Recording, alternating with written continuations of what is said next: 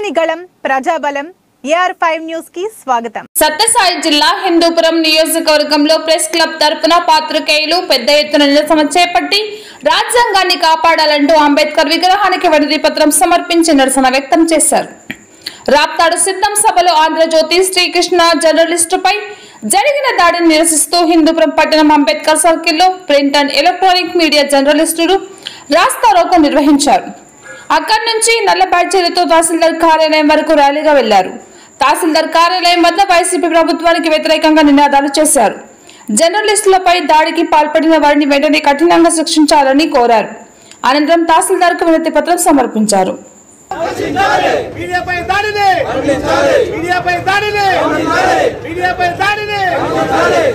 కాపాడాలి ప్రజాస్వామ్యాన్ని, కాపాడాలి ప్రజాస్వామ్యాన్ని. ఖండించండి. చంద్రన్న ఆపకపోండి, అందుకు వచ్చి వెడల్పు రండి బాబు. అంజబాబుకి వచ్చి వెనుక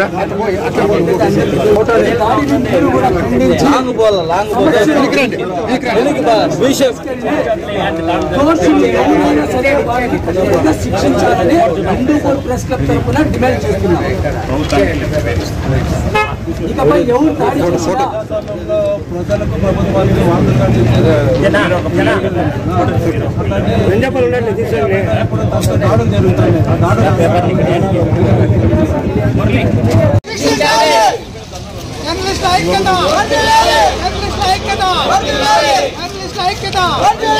మీడియాపై దాడి చేసిన వారిని, మీడియాపై దాడి చేసిన వారిని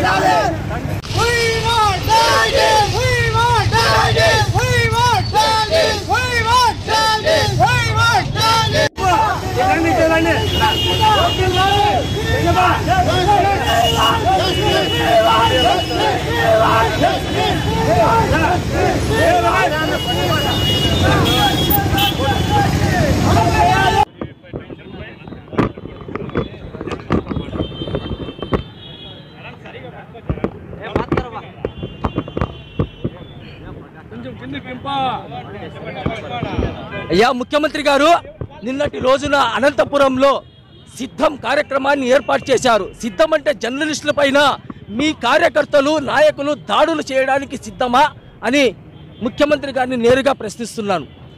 మీరు చాలా వరకు విలువలతో కూడిన రాజకీయం చేస్తామంటున్నారు. మీకు నిజంగా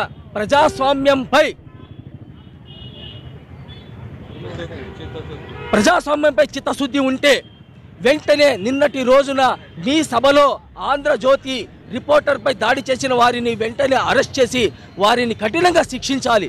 అదేవిధంగా అనంతపురంలో టీవీ5 రిపోర్టర్పై కూడా దాడి చేయడం జరిగింది. వాళ్లను కూడా మీరు వెంటనే అరెస్ట్ చేసి శిక్షించాలి.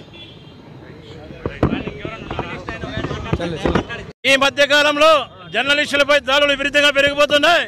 మీరేమన్నా రాజకీయాలు ఉంటే మీరు చూసుకోరు, కానీ సంస్థల్లో పనిచేసే పాత్రికేయుల మీద దాడులు చేయడం చాలా హేయమైన చర్యగా నేను ఖండిస్తున్నాను.